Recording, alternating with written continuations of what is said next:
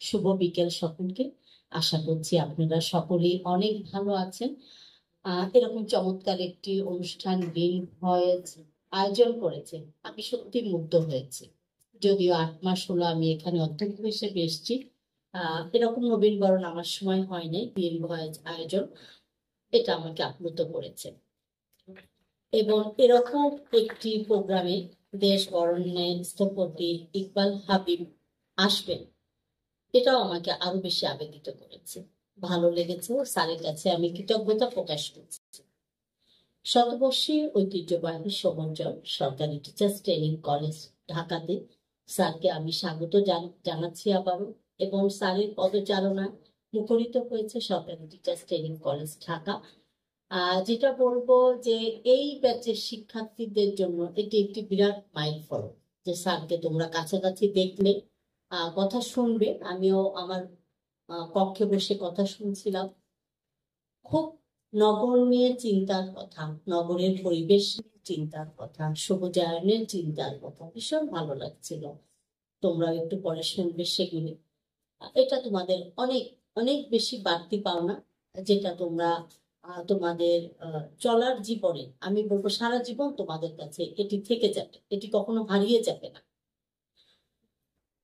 আমি বলি সবুজ রংটা আসলে সবারই মনে হয় অনেক প্রিয়। আমাদের পতাকার রঙও কিন্তু লাল সবুজ, সবুজের বিরাট একটা অংশ, যেটা আমাদের সম্মান, আমাদের শ্রদ্ধা, আমাদের ভালোবাসা। যে সবুজকে ধারণ করে আমরা মাথা উঁচু করে সারা বিশ্বের দরবারে দাঁড়িয়ে আছি।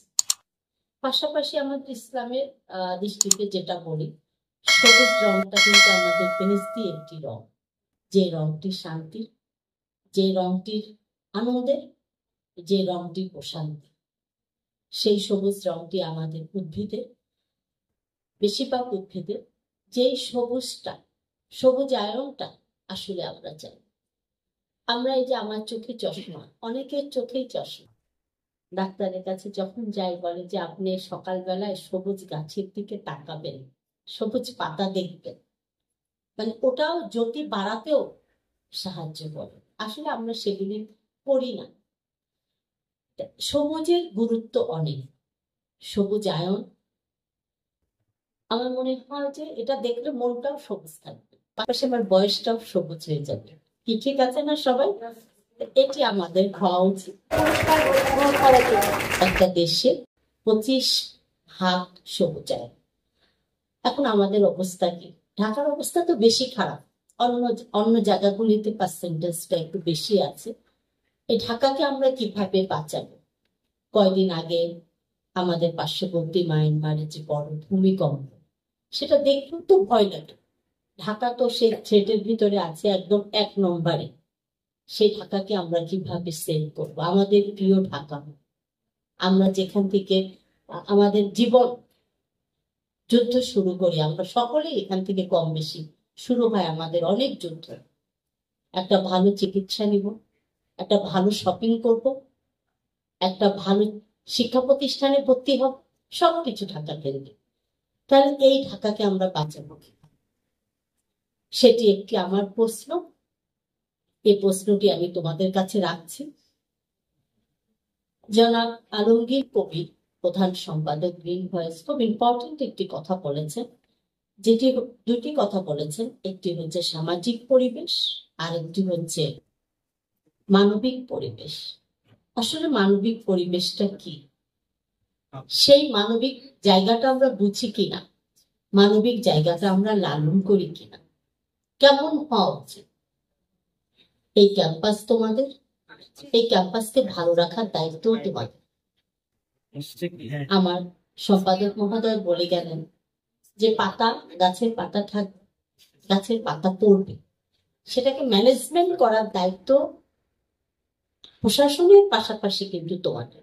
তোমাদেরকে নিয়ে যখন আমি এগুলিকে ম্যানেজমেন্ট করতে পারবো, তোমরা যখন যত্নশীল হবে, তোমরা যখন ভালোবাসবে, লালন করবে, তখনই কিন্তু সার্থকতা। এবং এই যে চর্চা, এই চর্চার থেকেই কিন্তু আমরা আস্তে আস্তে বাইরের দিকে চলে যাব। আমি একটু উদাহরণ দিই, এটা উদাহরণটা একটা যায় কিনা জানি না, আমি একটু মাপ চেয়ে নিচ্ছি।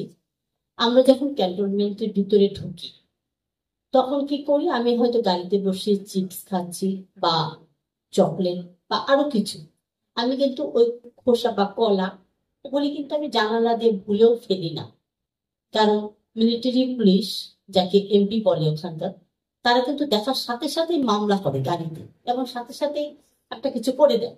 মানে গালাগালি তো বলবো না, মামলা করে দেয়, ট্যাক্স ধরে, কিছু একটা করে। ওর ভয়ে আমি তটস্থ থাকি এবং আমার ড্রাইভারও তটস্থ থাকে, এতর উপরে স্পিড উঠানো যাবে না। সেই মানুষ আমি যখন ক্যান্টনমেন্ট থেকে বের হই, চট করে গাড়ির জানলাটা খুলে ওগুলি ছেড়ে দিই। কেন? আমি কি মামলার ভয়, ট্যাক্সের ভয়, এগুলির ভয়ে কি এটা করব? আমি কি সচেতন হব না? আমি কি মানবিক পরিবেশের জন্য মানবিক মানুষ হব না? সে প্রশ্নটি আমি তোমাদের কাছে রাখবো। সবসময় কি ডান্ডার কাছে আমাকে ঠান্ডা থাকতে হবে, এমনটি কি আমরা চিন্তা করব? আমার মনে হয় সেটি আমরা করব না।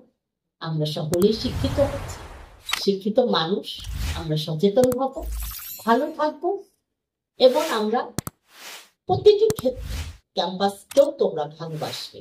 যেখানে সেখানে এটা সেটা ফেলবে না, করবে না, তোমাদের ক্যাম্পাসকে তোমরাই পরিষ্কার রাখবে। অবশ্যই আমরা সকলেই তোমাদের পাশে আছি, তোমাদের কথা শোনার জন্য, তোমাদেরকে সাহায্য করার জন্য, তোমাদের যৌক্তিক দাবিগুলিকে মেনে নেওয়ার জন্য। আলোকিত মানুষ হবে তোমরা। আমরা তোমাদের দিকে তাকিয়ে আছি। এ দেশ জাতি বাংলাদেশ তোমাদেরকে খুঁজছে, আলোকিত মানুষ হয়ে আলো ছড়াবে। এখন আলোকিত মানুষ হলে যে মানবীয় গুণাবলীগুলি দরকার, সবগুলি গুণাবলী তোমাদের মধ্যে আছে। আমি মনে করি শুধু বিকাশের প্রয়োজন। রবীন্দ্রনাথের একটি কথা আছে, আপন মাঝে শক্তি ধরো নিজেরে কর জয়। আমার বিশ্বাস সমস্ত শক্তি তোমাদের মাঝে আছে, তুমি শুধু নিজের মতো করে নিজেকে তুলে ধরবে। তো স্যার আমাদের মাঝে এসেছেন, আলমগীর কবির ভাই আসেন, সবসময় প্রায় আসেন। তো আমি স্যারকে স্পেশালি ধন্যবাদ জানাচ্ছি, পাশাপাশি কৃতজ্ঞতা প্রকাশ করছি সরকারি টিচার্স ট্রেনিং কলেজ ঢাকার পরিবার থেকে। শুধু গ্রিন ভয়েস না, আমাদের আরো কোনো প্রোগ্রামে স্যার আসবেন, আমরা আনবো, এরকমটা আমরা আশা রাখছি। আমাদের উদ্দীপনার জায়গা, আমাদের উৎসাহের জায়গা, উজ্জীবিতের জায়গা স্যার তৈরি করবেন। এটি আমাদের অত্যন্ত একটি আবেগের জায়গা, মুগ্ধতার জায়গা। তো স্যারের কাছে আমি আবারও কৃতজ্ঞতা প্রকাশ করছি। বাংলাদেশ সকলের হাত ধরে এগিয়ে যাক, এবং আমার প্রাণপ্রিয় শিক্ষার্থী যাদের জন্য আজকের এই আয়োজন, তোমাদের হাত অনেক দূর প্রসারিত হোক, বাংলাদেশকে এগিয়ে নিয়ে যাও বিশ্বের দরবারে। বাংলাদেশ মাথা উঁচু করে দাঁড়াক, মানবীয় গুণ সমৃদ্ধ মানুষ হও তোমরা, আলোকিত মানুষ হও তোমরা, এমনই আশাবাদ ব্যক্ত করে গ্রিন ভয়েজের দীর্ঘায়ু কামনা করছি, এবং অনেক অনেক শুভকামনা গ্রিন ভয়েজের জন্য। গ্রিন ভয়েজকে আমিও ভালোবাসি, তোমরাও তোমরা অনেক বেশি ভালোবাসবে, এবং গ্রিন ভয়েজের সার্বিক সফলতা কামনা করেই শেষ করছি।